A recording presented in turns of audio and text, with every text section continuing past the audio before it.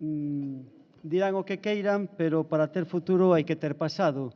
Hai uns días, Xaquín Marín facíalle dicir isto a Isolino nunha das súas viñetas.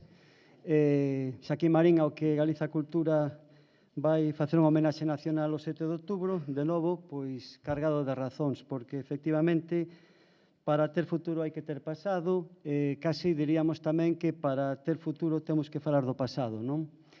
E neste caso en concreto, un pasado do que podemos estar moi orgullosas e moi orgullosos, a pesar das nosas limitacións e sin idealizacións, e tendo en todo momento presente a nosa dependencia forzada ou forzosa, ou, por empregar a terminoloxía das Irmandades da Fala ou do Partido Galeguista da Coruña, das súas normas para legalizarse, tendo en conta a estrutura imperialista do Estado español. E neste pasado glorioso e cas súas limitacións, pois efectivamente hai persoas que labraron bastante ben para termos o que temos hoxe, non? E unha desas persoas era precisamente Plácido Castro. Na publicación que nos agasallaron por parte da Fundación e que tedes a vosa disposición na entrada, feita por Susi Castro e Xulio Ríos, entre outras moitas cousas, dice de Plácido Castro que era unha figura poliédrica. E incluso falase de unha figura pois, con certa complexidade. Efectivamente, era un corpo sólido, era un corpo con moitas caras, de aí poliédrico, pero o que sí é claro, aludindo sempre pois, a todas as súas peculiaridades, pero todas e cada unha delas teñan un mínimo denominador común, que era precisamente Galiza. Galiza como forza motriz ou Galiza como potencia, non?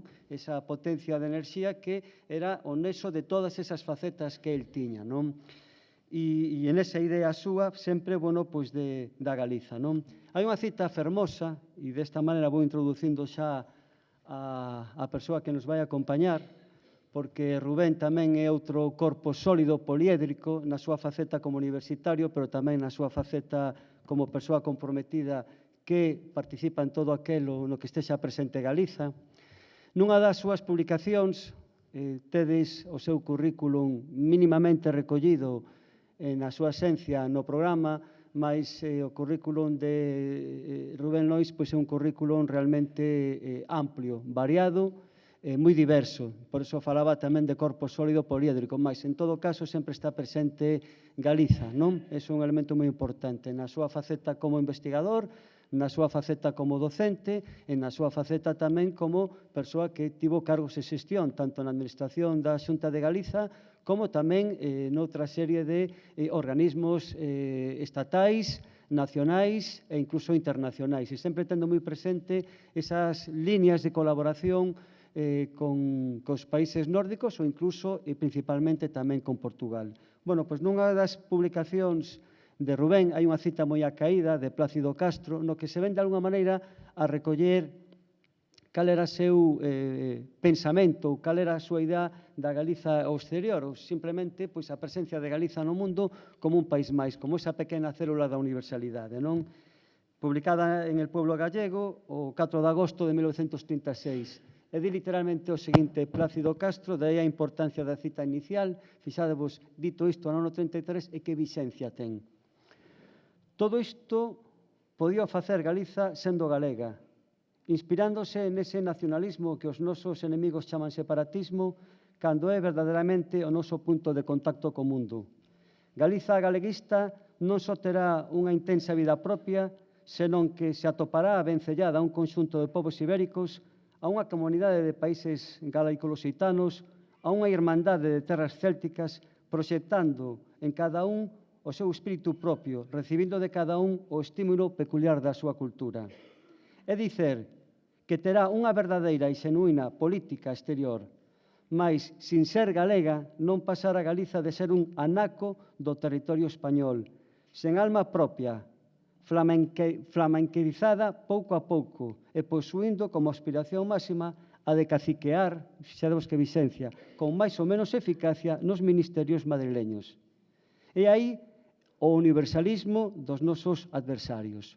Pois ben, para falarmos de Plácido Castro, ese corpo sólido poliédrico, con esa forza matriz xenuinamente galega, temos outro corpo sólido, poliédrico na súa faceta personal, investigadora e comprometida, pois a Rubén Lois. Benvido, moitas grazas.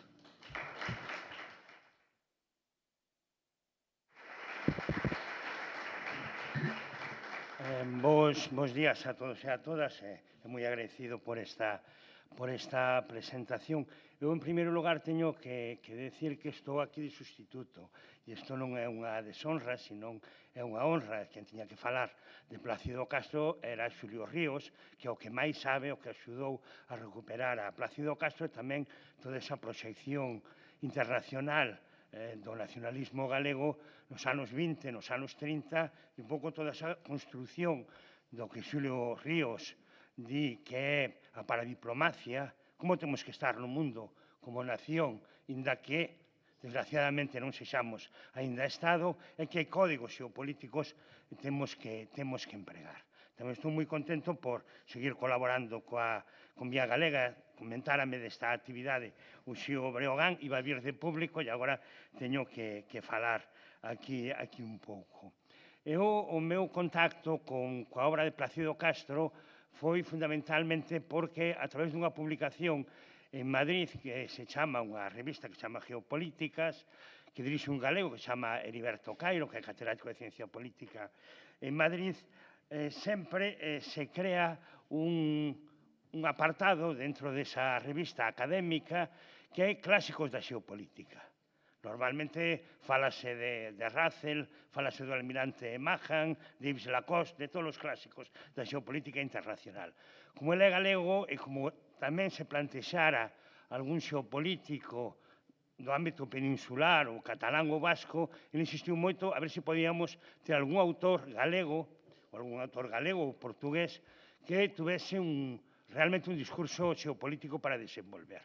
E, evidentemente, topamos a Plácido Castro. Plácido Castro elabora todo un código xeopolítico sobre onde ten que estar Galicia, como ten que estar, e que leccións aprenden das situacións noutros lugares, fundamentalmente de Europa, a partir da súa visión fundamentalmente británica e tamén da súa experiencia a través de Galiuzca, e que podemos aprender os galegos e como podemos participar. Evidentemente que Plácido Castro fose un activista destacado dentro do Partido Galeguista na Segunda República permite que hoxe podamos estar celebrando estes 90 anos da participación de Galicia no Congreso das Nacionalidades Europeas en Berna. Pero había moitísimos máis elementos en Plácido Castro e eu faría extensible a todo o que significa a xeración Nós, todo o que significan as Irmandades da Fala, o primeiro tercio do século XX, onde realmente si hai unha vontade, primeiro, de traer todas as novedades científicas, académicas, de pensamento que hai en Europa cara a Galicia, nas súas distintas disciplinas, pero ao mesmo tempo facer unha afirmación cada vez máis importante de Galiza como nación en Europa e noutras partes do mundo. Eu tamén plantexarei unha dúbida ao final, non sei se lazarei coas seguintes palestras, coas seguintes conferencias, de se esa lectura tan europea ou tan británica de Plácido Castro nos anos 30 é nestes momentos o centro do debate que deberamos de plantexar sobre a paradiplomacia galega, sobre Galicia como nación no contexto mundial. E tamén o fago un pouco por esta relación que se establece entre Plácido Castro, que é realmente o paradiplomático do século XX, e Xulio Ríos, que é o que realmente ten un código xeopolítico e construe o IGADI no século XXI, e nestes momentos resulta o maior experto de China en boa parte de Europa occidental e do sur, o cal implica que xa se empeza a mirar para outros lugares que determinadas lecturas poscoloniais ou decoloniais ou dun mundo que, afortunadamente, saiu de Europa, nos deben tamén permitir repensar onde se sitúa Galicia como nación no contexto do século XXI ou en que ámbitos, ás veces contradictorios, nos situamos como nación. A primeira reflexión, eu creo que hai un consenso, falouse moi ben esta mañán da historia política do primeiro tercio do século XX, pero tamén hai un consenso moi amplio de que o comezo do século XX en Galicia é un período de grandes transformacións económicas e sociais. Hai todo un movimento agrarista, e hai a loita pola redención foral, hai unha modernización da agricultura e da gandería galega, aparece codificada a raza rubia galega, non?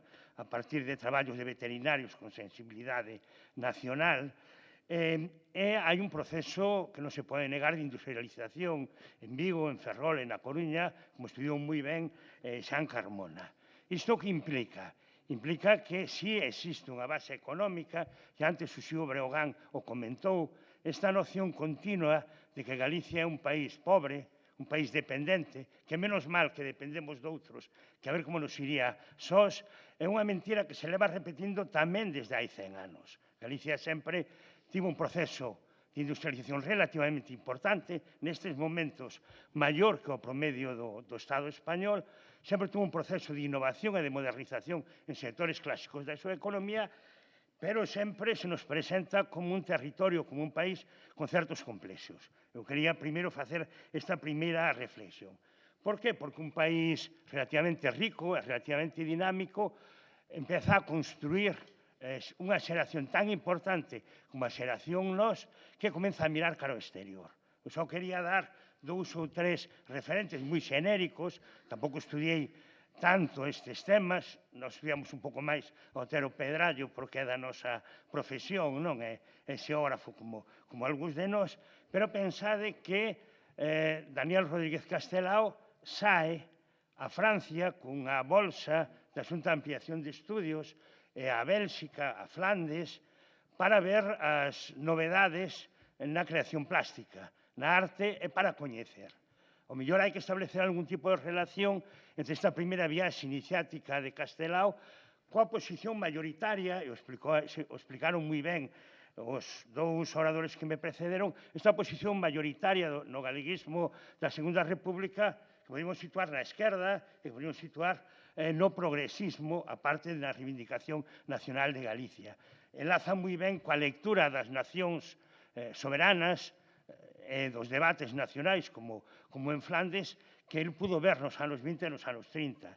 Tamén hai outro galeguista, outro pensador nacionalista do momento, que é Vicente Risco, que non escolle Francia.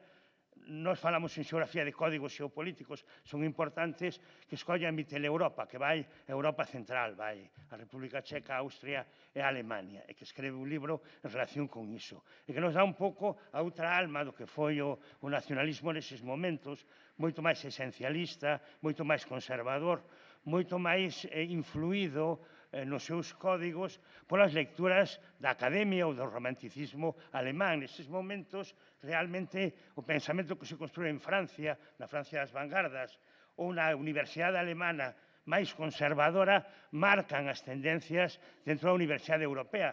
E 2 grandes representantes da xeración nós van ali para ver realmente que está acontecendo e traer as ideas.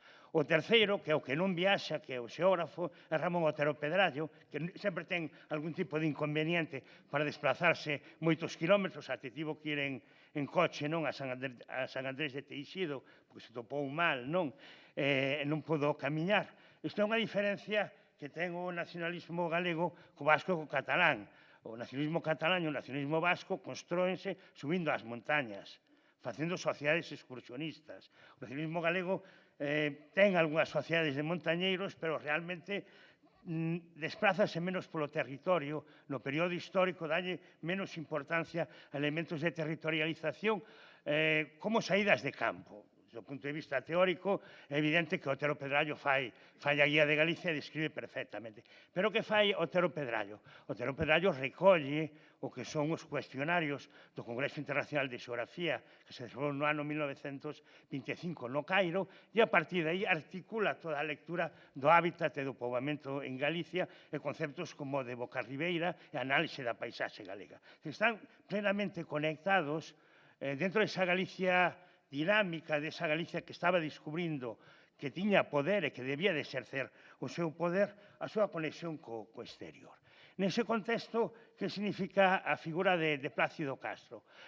Por unha parte, é un produto desa nova Galicia. Xa se contou que era fillo de un rico empresario que o envía a estudar desde a súa infancia a escolas ou a colexios escoceses. Isto non quere decir que Galicia, ao mellor non tivo tanta burguesía propia como Barcelona ou como Bilbao non tuvo unha grande cidade, pero había empresarios e había políticos de Galicia que enviaban os seus fillos a estudar fora. E Plácido Castro se forma todo o tempo no Reino Unido. E isto é importantísimo na súa lectura e no seu código, que foi un pouco o que nós podemos estudar basándonos sobre todo nos libros, en todo o que traballou Xulio Ríos. Sin Xulio Ríos non teríamos feito esta aproximación.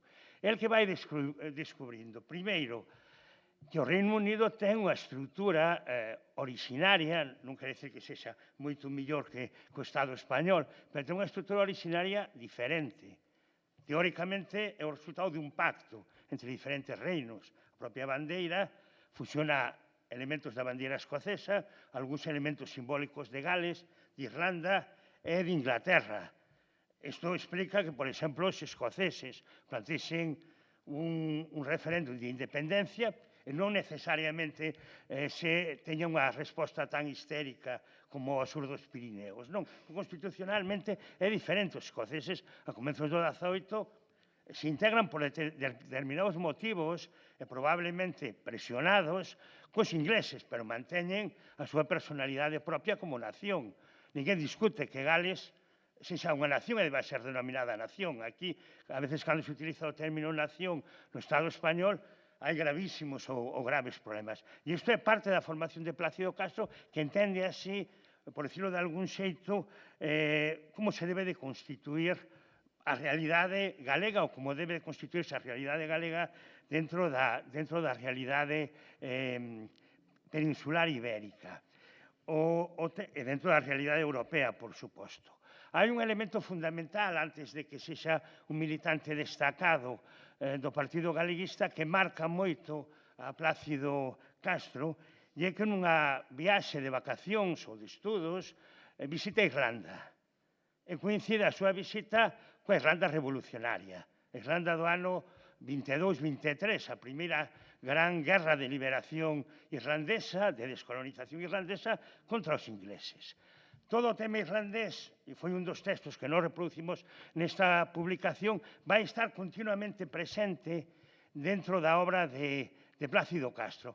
Plácido Castro mantén unha posición, podríamos dicir, ambivalente. Describe, por unha parte, o goberno de Cosgrove. Cosgrove é o discípulo de Michael Collins, que é o líder nacionalista, que ao final pacta coa coroa británica un referéndum por condados, e que pacta que, inda que sexa só teóricamente a cambio da independencia, débese de recoñecer a Commonwealth a autoridade simbólica do rei ou da reina de Londres, e as posicións moito máis radicais do Fianna Fáil, que é a posición de Eamon de Valera, herdeiros do que era o Sinn Féin originario. Bueno, hoxe o Fianna Gael de Connolly e o Fianna Fáil de Eamon de Valera está en coalición para que non goberne o Sinn Féin, que é o partido máis votado na República de Irlanda e tamén no norte de Irlanda, non? Pero é unha ruptura moi importante e nos textos Plácido Castro fai unha análise e basicamente dubida. Isto é unha dúbida que eu penso que tamén se reproduce na propia obra de Castelao, no Sempre en Galicia, dependendo da fase na que vai escribindo, si se debe de confiar nas forzas en algún xeito de pacto. Antes abriu un debate moi interesante ao respecto coas forzas do Estado para conseguir unha auténtica república federal ou se non son de fiar, que é a maior parte do texto de Castelao. No caso de Plácido Castro, a súa observación exterior do exemplo irlandés non lle plantexa, non fai que el tome unha decisión en concreto. E logo el ten outro gran referente que eu penso que tamén é importante para Galicia, que é un primeiro ministro británico liberal, que é Lloyd George, que é o primeiro ministro británico que rematou a Primeira Guerra Mundial e que gobernou até o ano 1922, e reivindica moito o seu carácter galés e o seu carácter pactista, e reivindica como Gales conserva unha entidade como nación, como fala de igual a igual con Inglaterra e fai unha serie de referencias. Son distintas fases, pero é moi importante comprender esas dúas lóxicas que tamén explica moi ben Xulo Ríos nas súas obras para comprender a idea que basicamente vai a transmitir Plácido Castro. Para el, cal é o modelo ou cal é a conclusión? A conclusión é que nos temos que fixar nas Illas Británicas. As Illas Británicas nos dan a chave para poder desenvolver unha posición de Galicia como nación e a partir de aí intentar xogar no concerto das nacións europeas. Non pecha, pero di que ese é o modelo que se debe plantexar. Axuda durante toda a súa vida, traduce a moitos autores, a moitos poetas irlandeses e británicos ao galego. Pensade que en galego é a primeira lingua na que se traduce a James Joyce dentro das linguas peninsulares por parte de Otero Pedrallo, algunhas pasaxes do Ulises, e esta mirada continua. E logo a idea da irmandade. Plácido Castro todo o tempo, cando visita as Illas Arrán, o condado de Kerry, pero isto é exactamente igual que a miña terra de Corcubión ou de Muxía ou da Costa da Morte. Todo o tempo vai facendo paralelismos que coinciden un pouco con esta idea. E aí está a primeira aportación sustancial de Plácido Castro. E é moi importante, porque un dos elementos fundamentais do Código Xeopolítico de Galicia en canto a nación é a nosa identidade que moitos chaman céltica ou atlántica ou de conexión con todos os povos célticos do extremo occidental de Europa. Isto é un elemento identitario fundamental pola música, por unha serie de manifestacións artísticas, pola paisaxe, e que ele é o primeiro que realmente codifica. Cando el chega a Galicia, cando xa vai a participar moito máis activamente na política co Partido Galeguista, evidentemente a súa posición vai a ser completamente clara e nítida. Se o Reino Unido ou as Illas Británicas son millores porque os galeses, os escoceses e os irlandeses trataron ou tratan de igual aos ingleses ou se independizan dos ingleses, no caso dos irlandeses, nós temos que establecer unha rede con Euskadi e con Cataluña, porque a partir de aí sí se poderá construir un territorio completamente diferente, non cerrando ninguna das posibilidades que durante todo ese período o nacionalismo galego foi máis ou menos xugando dentro dos poucos anos que pudo ter representación en Madrid, que pudo negociar e que moitas veces, ou a maioría das veces, o traicionaron, non? Como conta repetidamente Castelao e outros autores. Pero isto é moi importante. Tamén entende e asume, inda que non é excesivamente próximo vitalmente a cuestión que Portugal é o irmán e é autorreferente do sur. O problema con Portugal sempre se plantexa dentro do Código Xeopolítico de Galicia como nación como un problema de difícil resolución tamén no século XXI. Os galegos, Galicia é moito máis próxima a Portugal que Portugal a Galicia. Este é un tema que nós en xeografía cultural e en xeografía política tendemos a traballar. Ora hai unha mobilidade de investigadores que é o programa Jacobus e hai o doble de peticións de doctorandos e profesores galegos para ir a Portugal que de profesores e doutorandos portugueses para vir a Galicia. Isto é o nivel de intensidade na percepción das dúas relacións. Por unha razón simple, nós tivemos un acto hai moitos anos, cando era o Procés en Cataluña en 2017, en Lisboa, nunha librería duns amigos, e decíamos por que non se falaba do tema galego cando estaba falando do tema catalán. E con os profesores portugueses, basicamente, comentaron o seu código xeopolítico, que é moi importante. A nós nos interesa que Galicia siga sendo España, ainda que non volvimos decir, porque temos moito medo que España interveña en Portugal e nos anule a independencia que tanto nos costou. Isto era basicamente o que se recoñecía. Non unha intervención como no século XVII, hai outros tipos de intervención ou de satelización económica, pero en certa medida ese sentimento está moi arraigado. Cando hubo todo o proceso en Cataluña, moitos profesores, algúns reitores, estaban absolutamente solidarizados co proceso en Cataluña, pero non o decían. naqueles momentos estaba nunha rede de universidades co norte de Portugal, e só lo comentaban en privado despois de beber un pouco, porque seguía habendo un pouco esta lógica. E este é o segundo problema que hai, porque realmente dentro do Código Xeopolítico de Galicia e o nacionalismo dos anos 30 o ten moi claro, é fundamental certas lógicas iberistas, certas lógicas de converxencia con Portugal, por unha razón simplemente, podemos decir, xeográfica. Nós somos periféricos no Estado español. Sempre nos andan dicindo que nos van a mellorar as autoestradas, o que van a reconstruir o viaducto, o que van a facer o tren de alta velocidade agora ben conectado en Ourense, pero estamos nunha esquina. Se nós temos continuidade territorial con Portugal, somos moito máis céntricos mirando cara ao Atlántico. Varía por completo a nosa posición xeográfica. Isto todo o nacionalismo da Segunda República o tivo absolutamente claro. E, sobre todo, con especial énfase todo ese nacionalismo máis progresista, máis dinámico, que o Xío Breogán o xa mañá situaba na esquerda, ou mellor nunha esquerda máis moderada, pero realmente isto si era bastante importante. Isto é un pouco a obra e todo o que desenvolve Plácido Castro nos anos 20 e nos anos 30, porque o ano 36 supón o gran trauma e a gran ruptura onde o importante é sobrevivir. O importante é articular outras posicións diferentes. Plácido Castro, nós o que podemos analizar nos anos 40, nos anos 50, nos 40 ainda vive en Galicia, a partir do 49 volve para Londres para ter un papel protagonista nas emisións en galego da BBC, que tamén eran máis culturalistas que políticas, non eran, e atendían sobre todo a unha colectividade de emigrantes galegos relativamente importante.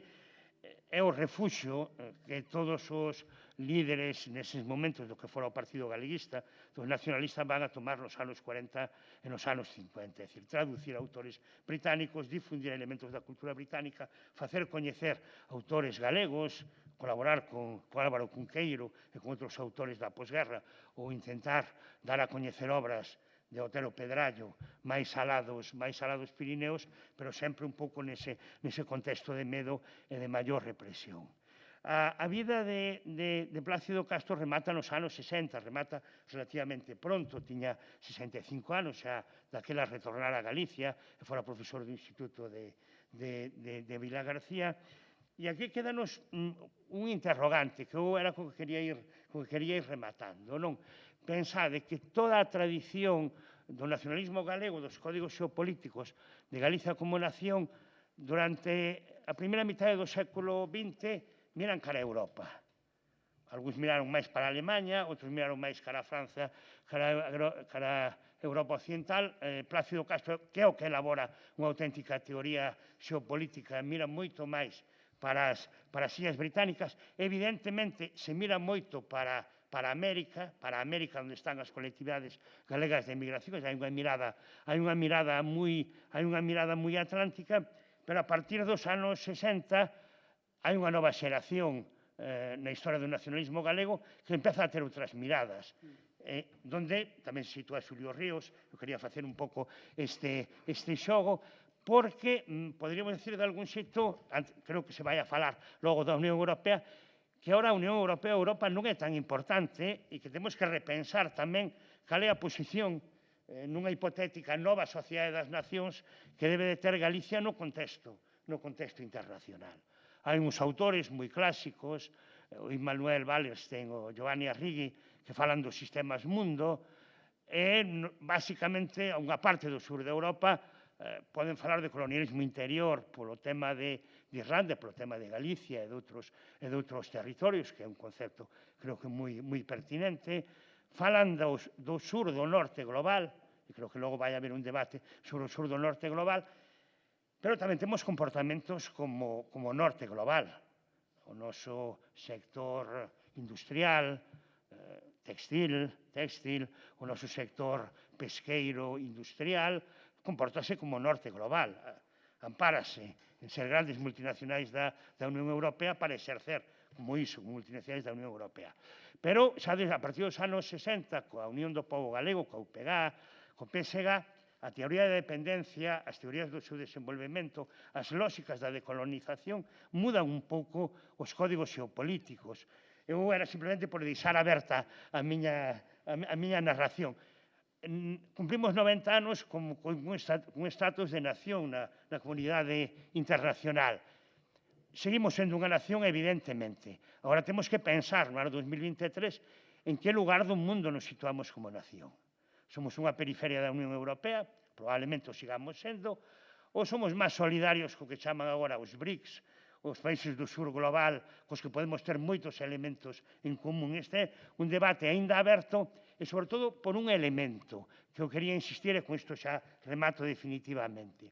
E nós temos que seguir funcionando como nación cara ao exterior. Temos que ter un código xeopolítico. Temos que ter definida a nosa posición no concerto mundial, como fixo Plácido Castro ou como reconstruiu Xulio Ríos nos últimos decenios. Pero temos que ter claro que, se somos nación, en que lugar nos colocamos como nación no contexto internacional. Non nos van deixar entrar agora na ONU de ningún xeito, pero temos que ter unha posición clara. Esa era o final da reflexión que vos quería plantexar. Gracias.